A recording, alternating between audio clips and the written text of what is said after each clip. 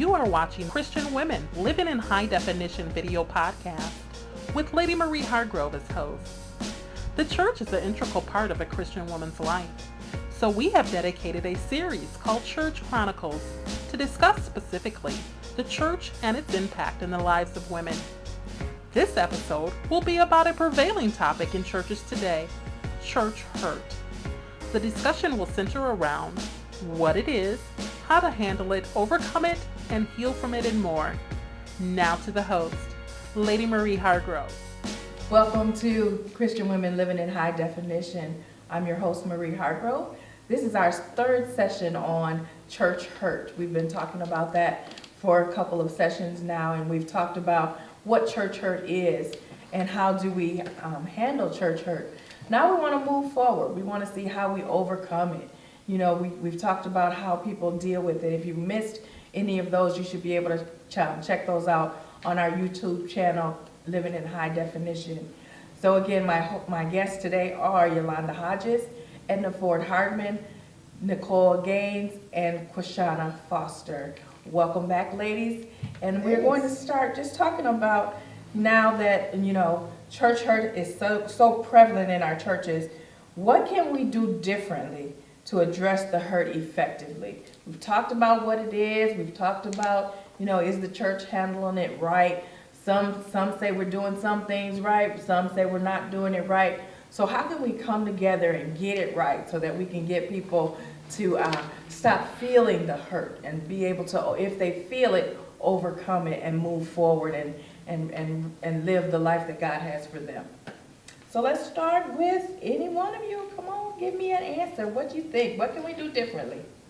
I believe that saying what can we do differently insinuates that we've been doing something.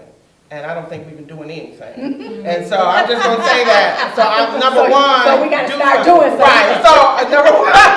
So number one, I think we need to actually take action.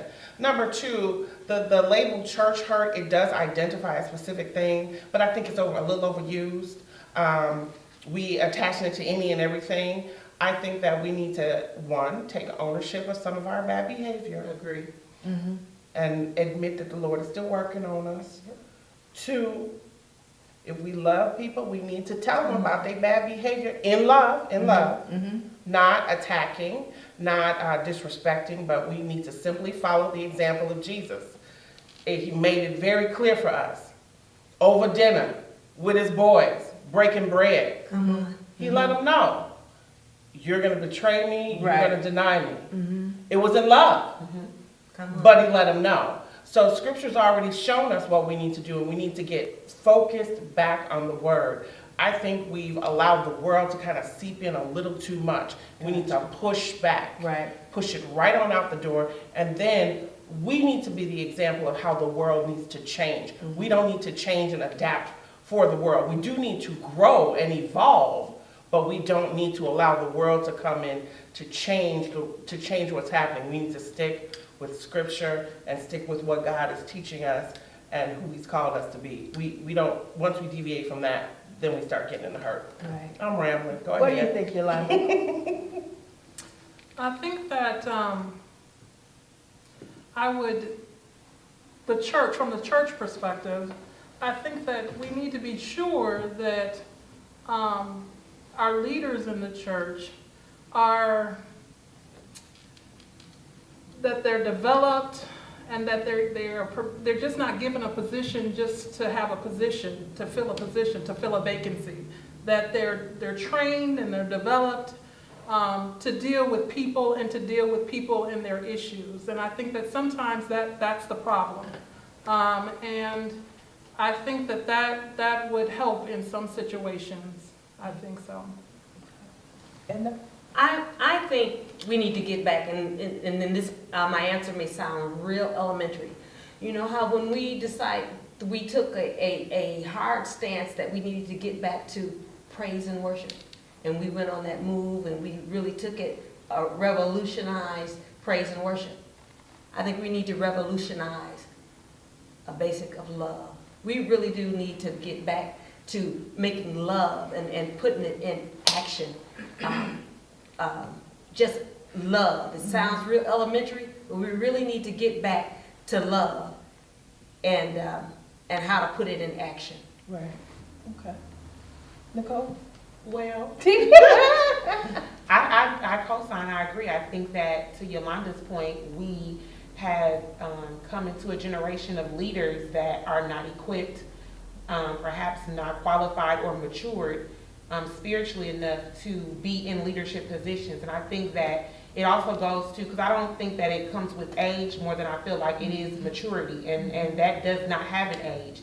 I think that when considering leadership and when considering handling any kind of situation, I think a person's actions should speak to who they are, and that is what we should base leadership off of when you're thinking about addressing. Someone who is very short or direct or snippy may not be the best person to address in the process, but I do feel like we need to consider those that we're putting into positions and their actions. You know, I always say all the time, when a person shows you who they are, believe them. And I'm not saying that they can't change, but you constantly have leaders that reflect, and I don't mean like the bishop or the pastor more than I feel like the people that are underneath in positions that are causing contention within the church, because the maturity is not there. You can know the word, you can quote all the scriptures you want to, but if you're not living that, if that is not your action, then you need to be sat down. Then you should not be in leadership. And so a lot of times we have titles that have overtaken us, and there is no love behind the title. There is no God behind it. There's just position. And so I feel that we should be mindful of the leadership and who we put into leadership. And then back to what Miss Edna said, we have to get back to the basics of love. And if love is our motive, if we go to 1 Corinthians and we insert our name into that scripture, that the characteristics of love, is that me? Love is kind. Is that me? Love is long suffering. Is that me? Love is not boastful. Is that me? Love never fails. Is that me? And so if that's not me, then perhaps I need to reevaluate, and while I'm doing that, I need to come down from where I am as far as leadership.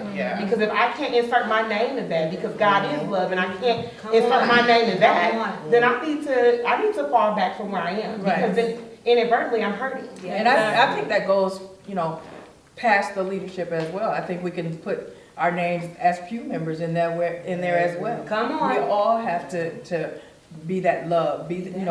I think about the fruit of the Spirit. Love is I'm getting ready to say your stuff. Patience, kindness, joy, all of those things. Yes. We have to have all of those things when we're trying to get over the church hurt. We have to exercise patience. It's not going to change overnight. We have to be long suffering. We have to be loving to our brothers and sisters in Christ. All of that has to be a part, no matter if we're the bishop or the person that's sweeping the floor downstairs and during the week. Because we all have to be a part of that. Because loving in the way that Christ loved us. When we think about how Christ loved us, He loved us to the cross. And He took some things as He went on that road, as He took Calvary, He took some things for us. And as they pulled out His beard, and as each lash that he took it and He forgave as He loved us all the way to the cross. And so as we love, as Christ loved, we're going to have to take some things. And we're going to have to forgive some people. We're going to have to forgive some things. But keep on loving. Well, and I don't want to miss a couple of things. That specifically, one thing that Mr. Nicole said, sitting people down. That's an old school method that we don't operate in as much as anymore. But oftentimes people need to be sat down, not because they're being chastised, but because they cannot handle the responsibility and make the changes with themselves that they need to. And sometimes it's not about embarrassing a person, but that whole sitting down thing, we need to get that back in effect. We really do. And what Sister Edna was saying about, Christ loving us to the cross, and He had to take some things. Listen, we don't want to take nothing. Right. We don't want to take. Now, I'm not taking that. I ain't going to take. Well, wait a minute. If you're going to follow Christ, you're going to take a whole bunch of stuff. So let's cool down, sister girl. So that's the other piece of it. But the other thing, the main thing I really wanted to say is that,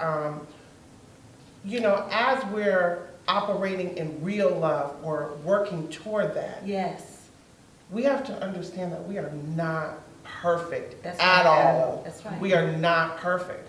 And the key is, as long as we keep fighting against the sin, when we accept that it's okay to be mean and nasty, that's the problem. Yeah. It's not so much that I struggle with my attitude, as long as I keep struggling Keep with it. fighting. Right. God will take us from glory to glory. As long as I keep fighting against Right. it, as long as I don't give in to it, Come it's when on. we give in Right. that people get hurt. But Yeah. don't you think that if you're a leader and you're struggling, I mean, sometimes I feel like transparency, I mean, it just is so helpful, right? So if you're struggling with something that continues to reveal itself, be transparent about That's it. what the body is Right. for. Yeah. I mean, so that people can, I mean, because that promotes healing. There's healing in That's what the body is transparency, for. right? So I just feel like if you're struggling with something and you're a leader, I'm not that you have to say it to the whole church, but if you've hurt somebody, then when you have that discussion with that person, be transparent about it so the person can know that this is something that God is working with you on, right?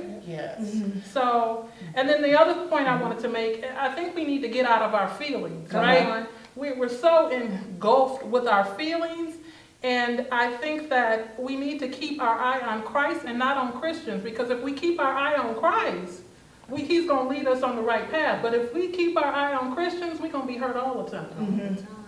So, Yeah, and we just need to be able to move forward Mhm. in Christ, because He is the ultimate answer. You know, He has everything that we need. And, you know, even when you were talking about, you know, sitting people down, it shouldn't even have to always come to the pastor or whoever sitting you down. If you know that you're not doing right and you know that you're struggling with some things, sometimes we need to come and say, you know what, I need to sit down for a little bit. I need to spend some time with the Lord. I need to fast. I need to pray, you know, until I can get myself together, because and not just take things that are given to us, or if that chastisement is given where we're sat down, don't take that as, oh, they don't like me, they hurt me. Take that as the church hurt.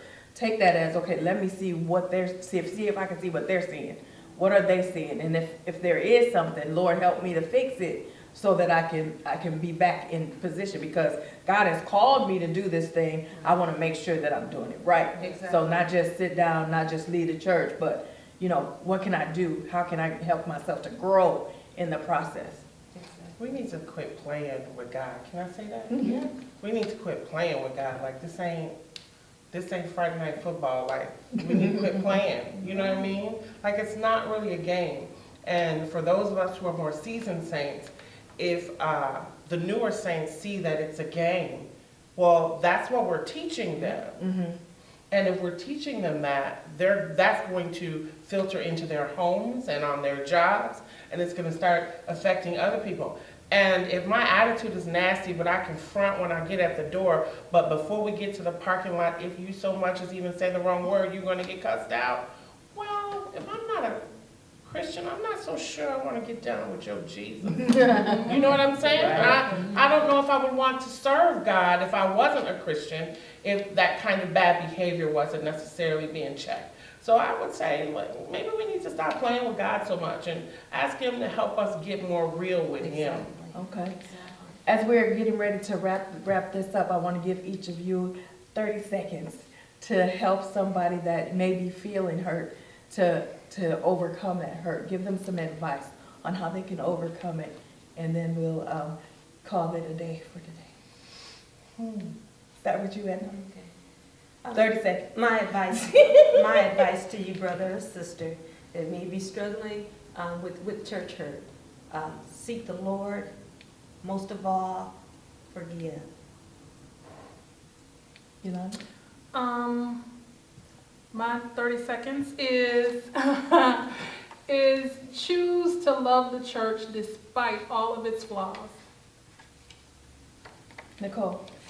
I would say, do not let the enemy's distraction cause destruction to your destiny, and to keep pushing. All right. Keep pushing. I like that.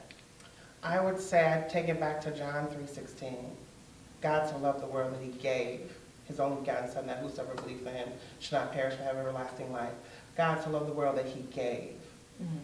Give the forgiveness to those who've hurt you so that you can receive what God has given you. Amen. Yeah, and I would just amen everything that these ladies have said, and just to say, if you're feeling hurt, talk to somebody. God has placed somebody in your life that you can talk to and share that hurt, and then that person should be mature enough to help you through the process, as we've talked about before, of going to the person that has hurt you, going to that pastor, going to those people that are in place to be able to help you get where you need to go. We want you to be blessed. We want you to be in church. We want you to love God because we love you. Yes. We are Christian women living in high definition. Thank you so much for joining us.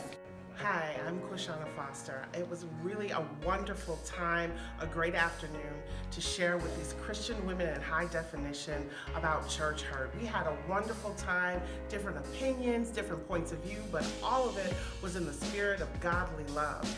We are hoping that someone is transformed, renewed, and changed because of the conversation we had today.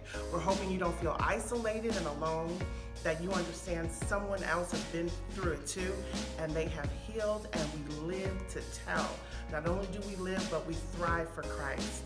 God bless you. Hi, I'm Edna Ford Harbin from Milwaukee, Wisconsin, and I pray that today's taping prompts you to always remember to love and to forgive in your giving. Hello, my name is Minister Nicole Gaines, and I am from Milwaukee, Wisconsin. I am the Chief Operating Officer at Abide of Faith Fellowship Church in Milwaukee. Come join us. Just so excited to be a part of this podcast and this ministry. And as a Chief Operating Officer, this was definitely a great reminder of the work that needs to be done inside of the church. I thank you all for joining in. Thankful for this opportunity and experience. And my last thought would just be to keep pushing and to move forward towards your healing so that you can get all that God has for you. It was a wonderful experience. My name is Yolanda Hodges, and I am so excited about Christian women living in high definition and what it's going to do in the city of Racine. And I just really am honored to be a part of this panel, and I hope that something was said or that uplifted or that helped somebody in our community. And the last thing that I would like to say is just put your faith over your feelings.